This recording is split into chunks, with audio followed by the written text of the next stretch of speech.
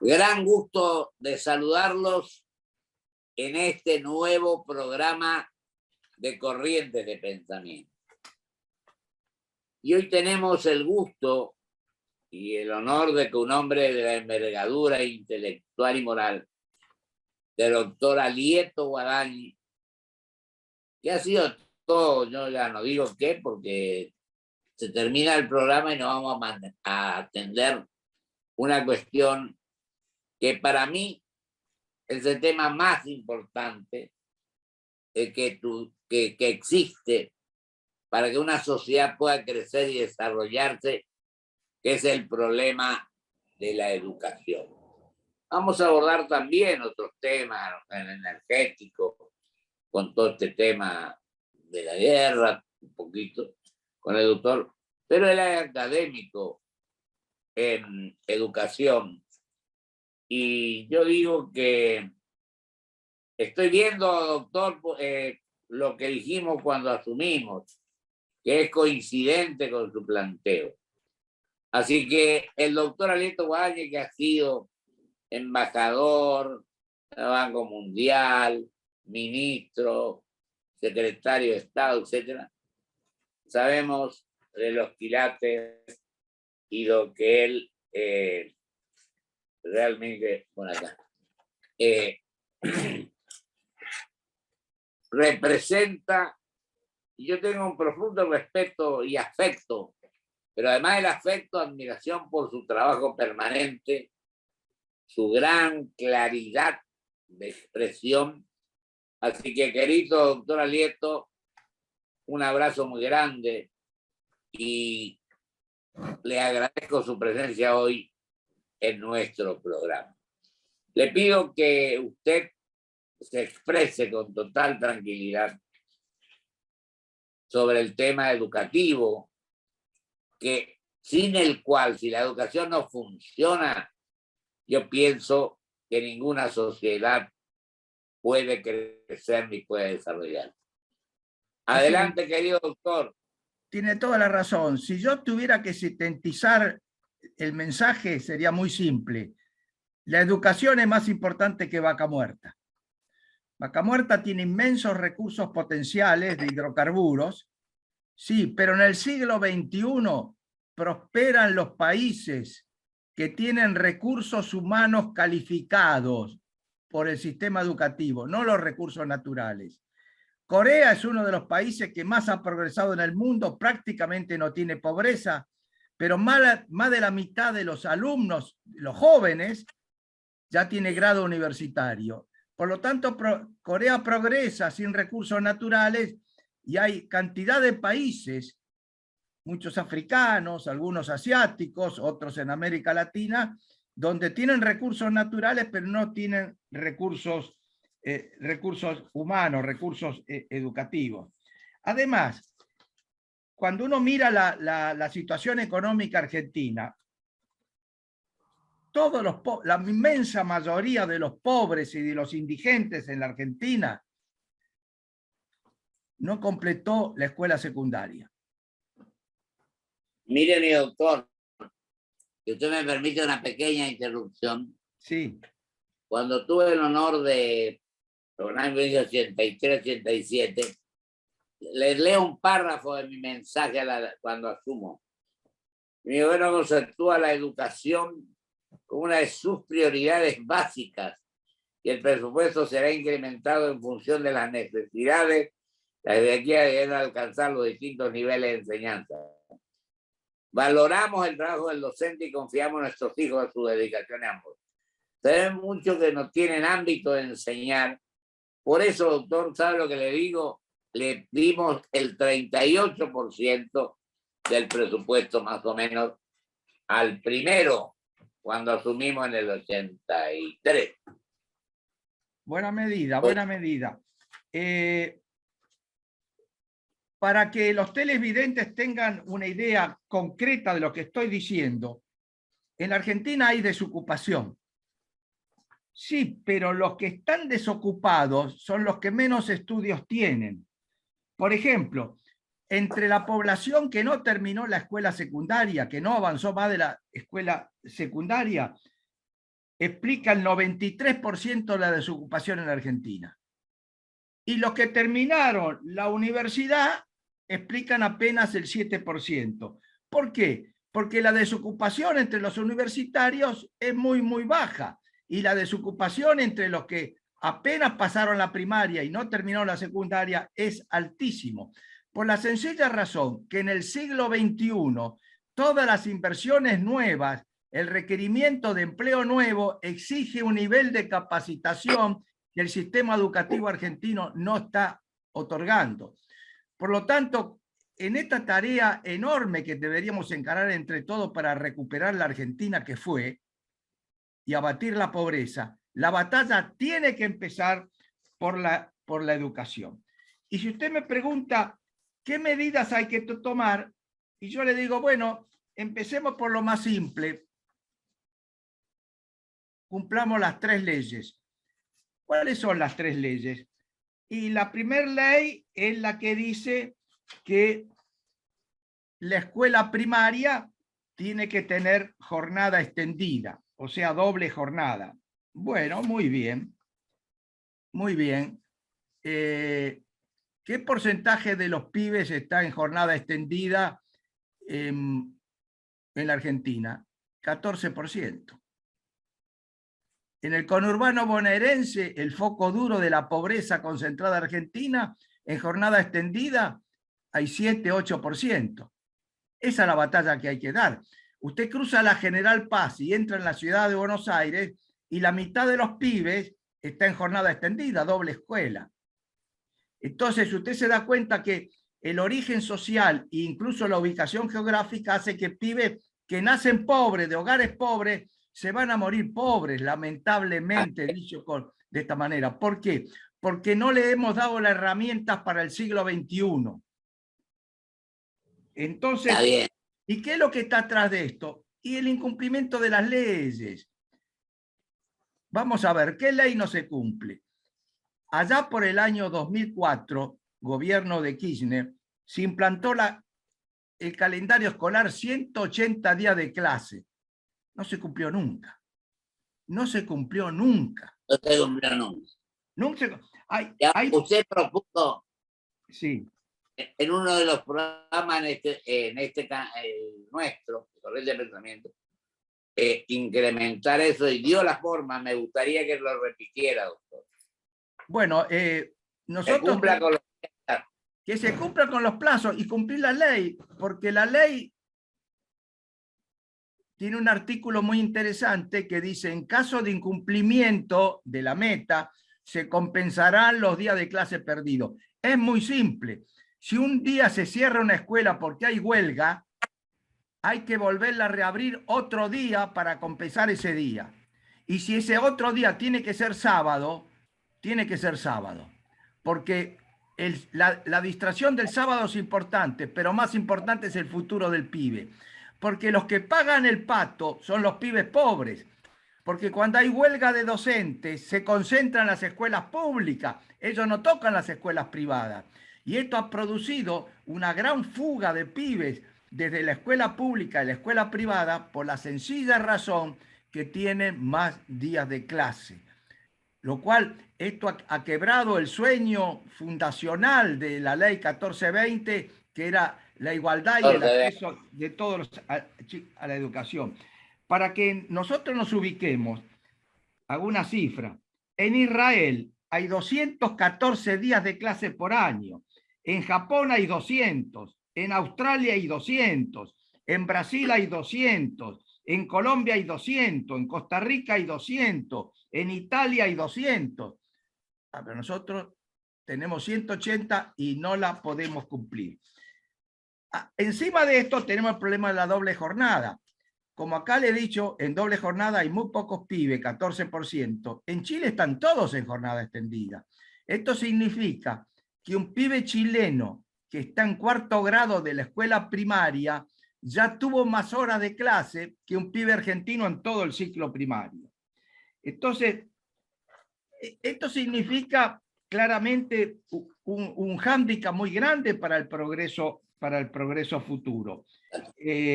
Y lo mismo ocurre cuando uno mira la otra ley que no se cumple, que dice que la escuela secundaria es obligatoria. Y no se cumple. No se cumple.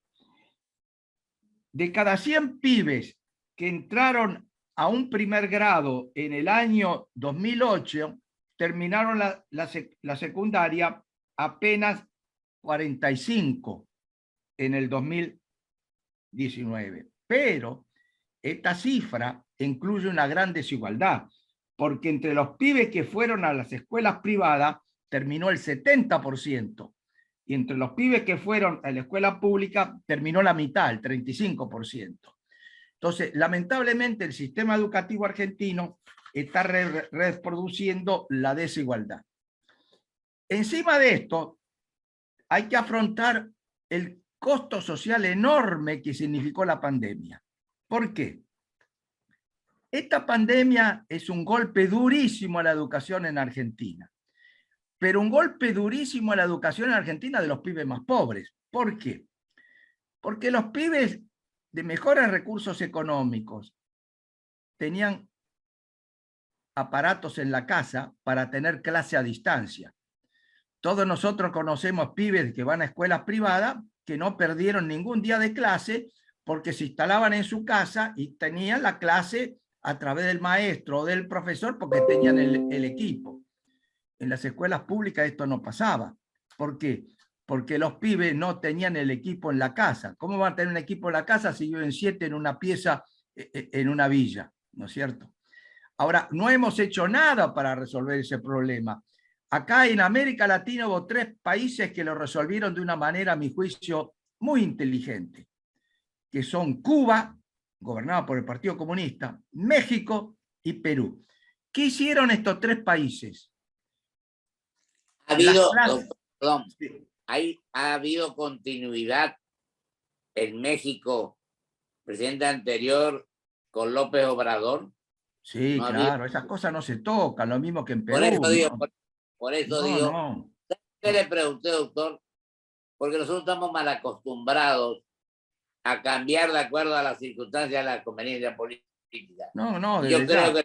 que el Estado que ustedes hicieron cuando el tema de los 8 secretarios de Estado de Energía, es lo que hace falta. Política de Estado y un proyecto de país en serio. No, Y no estar claro. inventando todos los días algo distinto. Sí, sí, así es. Ahora, ¿qué fue lo que hicieron Cuba, gobernada por el Partido Comunista, México, en el gobierno anterior y en este, y Perú? Algo muy sencillo. ¿Qué instrumento de difusión está al acceso de toda la sociedad argentina? La televisión.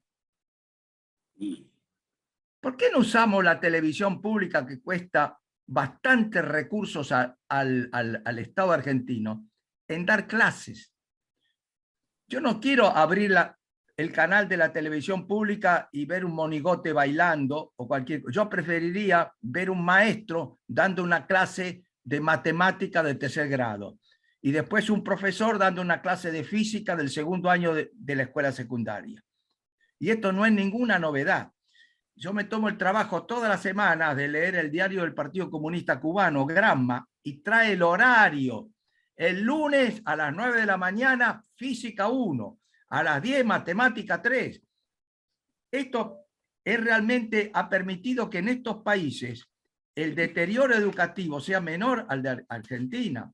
Ojo que vamos a tener que hacer un esfuerzo muy grande para que estos pibes que han sido castigados por el cierre de las escuelas, sobre todo los más pobres, puedan recuperar el tiempo perdido, porque si no, no hay futuro en el siglo XXI. ¿Por qué no tienen futuro? Porque no van a encontrar trabajo, porque el empleo nuevo busca gente capacitado. Entonces, cuando uno mira lamentablemente los actos de vandalismo, de violencia, de asesinatos, y en muchos casos ve jóvenes, la mayoría de ellos, de estos pibes, apenas puede hablar, apenas puede vocalizar, no terminaron la escuela, no tienen futuro. Y entonces la delincuencia aparece como una vía de escape. No la estoy justificando de ninguna manera, sencillamente la estoy explicando. Lo que estoy queriendo decir es que la agenda educativa pendiente de la Argentina es muy, muy grande, pero tiene que empezar por las cosas muy sencillas. La escuela primaria es obligatoria, muy bien. La escuela secundaria es obligatoria, muy bien. Los 180 días de clase son obligatorios, sí, hay que cumplirlo. La doble jornada es obligatoria, sí, empecemos por hacer eso.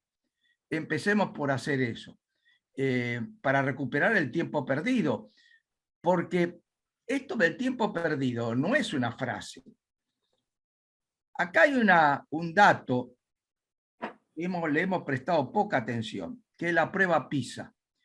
La prueba PISA la organiza una agencia internacional de mucho prestigio y tomó examen a alumnos de 77 países de pibes de 15 años de edad. Los 7 primeros son asiáticos: China, Japón, Corea, Taiwán, la India. Todos asiáticos. Los 7 son asiáticos, por eso el futuro está en el Asia. Quiero recalcar lo que usted dice, doctor, que de las pruebas PISA a las que nos le damos importancia, tiene una enorme significación. Los 7 primeros son asiáticos. Son asiáticos. Del lugar 1 al 7 son países asiáticos. La Argentina, ¿qué lugar ocupa? 71. ¿Quién está abajo de la Argentina? Uruguay, no. Brasil, no. Colombia, no. Chile, no. Ecuador, no. ¿Quién está abajo de la Argentina? Panamá y Dominicana. Y 4 países africanos, que ya no recuerdo el nombre. Ahora, doctor querido... Esto para que nos ubiquemos. Sí. No, lo que yo quería decirle es que ese habrá sido el motivo por el cual no se difundió en la medida necesaria el tema de la prueba PISA. Tampoco hay una... ¿Nosotros en qué lugar estamos? En la prueba PISA, 71 sí. Sobre 77. Ya, eso lo dijo usted. Y entonces solamente, ¿cuánto? 4 países. 6. Yo no quiero que usted lo repita porque es importante. Hay 6 países donde el nivel de conocimiento es menor que en la Argentina, que son 2 en América Latina, que es América Central, y República Dominicana. Dominicana y Panamá, y 4 africanos, que ya me olvidé el nombre, pero no está Egipto, por ejemplo. No, son 4 africanos. Cuando uno mira eso, es realmente un drama, porque la Argentina ha venido perdiendo posiciones. Si usted hubiera hecho la prueba PISA, que no se hizo, en el siglo pasado, Argentina estaba en América Latina estaba primero. O todos se olvidan que el resto de América Latina estudiaba con los textos argentinos y con una revista argentina, Villiquen. O sea, Argentina ha tenido el liderazgo educativo en América Latina y realmente lo ha perdido. ¿Sabe una cosa, mi doctor? Cuando a mí me tocó estar en Costa Rica, que ahora hubo elecciones otra vez, Villiquen era pero una encantadora ilusión. Y había 12 institutos con el nombre de Argentina del prócer argentino. Una adhesión total. Incluso los códigos, doctores, códigos a veces, tenían gran parte de los nuestros. El código procesal, el código, sí, etc. Una admiración total por Argentina. El otro problema 3 minutos. Pues el otro problema que tenemos es que la Argentina tiene un sistema universitario muy curioso, porque la inmensa mayoría de los países del mundo tienen exámenes generales de graduación secundaria para poder ingresar a la universidad. Cuando yo digo la inmensa mayoría, digo todos. Empecemos por los países comunistas. ¿Dónde gobierna el Partido Comunista? En China, en Laos, en Vietnam y en Cuba. En los 3 hay examen general de ingreso. El examen general de ingreso a la universidad más duro del mundo lo hizo el comunismo, lo hizo Mao Zedong. es el cacao en China. En América Latina lo tienen casi todos, lo tiene Brasil, lo tiene Chile, lo tiene Colombia, lo tiene México, los europeos todos, etcétera, etcétera. ¿Cuál es la importancia?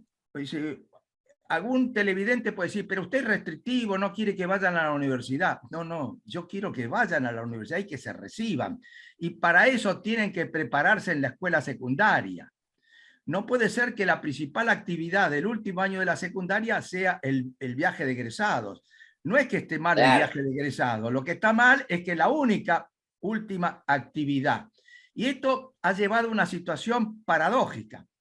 Cuando usted compara la Argentina, por ejemplo, con Chile y Brasil, nosotros tenemos mucho más estudiantes universitarios en proporción a la población que ellos. Muchos más.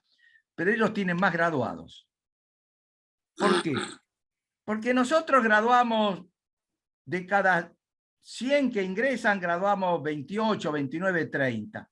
Y en estos países, cada 100 que ingresan, se gradúan 60, 65, como es en el resto del mundo. Hay países donde se gradúan 90, 95. ¿Por qué? Porque estudian en la escuela secundaria. Nosotros le hemos mandado a los pibes una indicación mala. Pibes, no se calienten en la secundaria.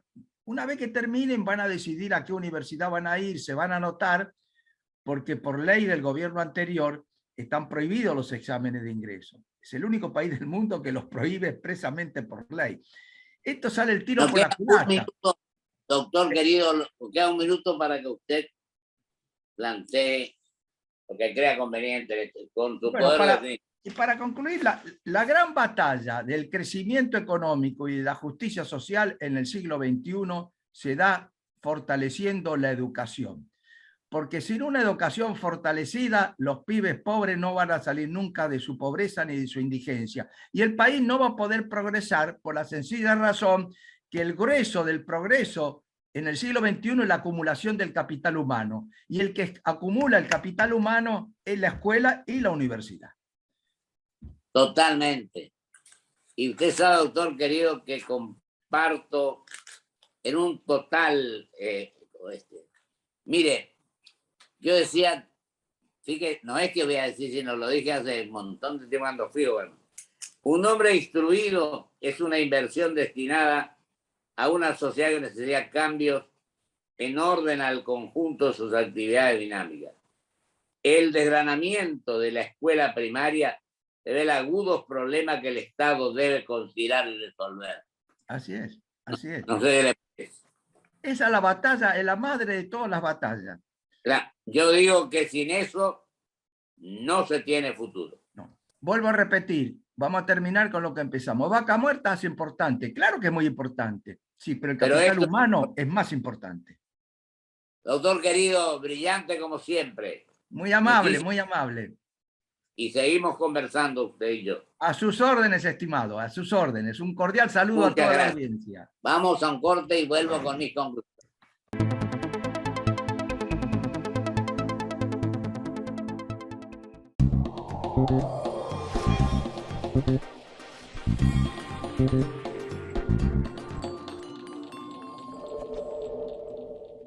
Mujer bonita es la que lucha.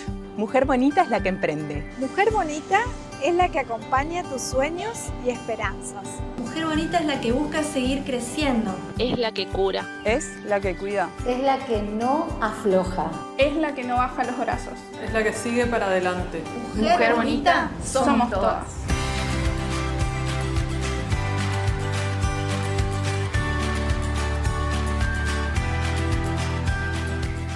Grupo Petersen, desde 1920, construyendo el país. Estaba oscuro, en una estación de servicio en medio de la nada. Le da las llaves al playero y le dice, llénalo. Especial. Los números en el surtidor comenzaron a descontrolarse. 2.000, 3.000, 3.900. Redondeo en 4.000. Su mano se dirigió a la billetera. No estaba ahí. Decime que tenía la app Galicia para pagar escaneando cualquier QR. Sí. Afortunadamente recordó que se había bajado la app Galicia en el celular. Galicia.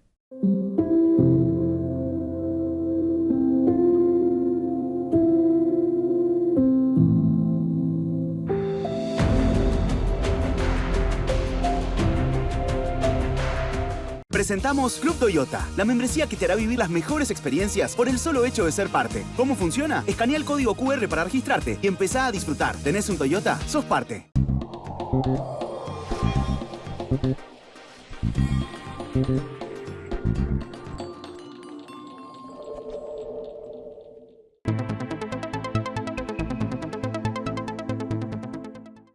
Me queda 1 minuto para estas conclusiones y debo manifestar sin lugar a dudas las afirmaciones, la categórica definición y el profundo conocimiento con datos de todo el mundo que sostuvo el doctor Alieto Guadagni, un hombre que dedica su vida a estudiar estos temas. ¿Y cuál es la conclusión que repetimos muchas veces? Porque, como dije, me quedan segundos. Debo manifestar que este es un tema por el cual siento una profunda convicción de que sin educación ninguna sociedad puede crecer ni desarrollarse. Y digo más, lo que hice hace varios años cuando asumimos la gobernación de mi provincia. Planteamos tal cual el querido doctor Alieto acaba de manifestar. Todo lo que se pueda hay que dedicarle a la educación. Comparó el tema energético con lo que es tener gente educada y preparada. Y yo digo, por eso el primer presupuesto que tuvimos, le dimos el 38% para desenvolver la educación. Muchísimas gracias. Hasta el próximo programa, si Dios quiere.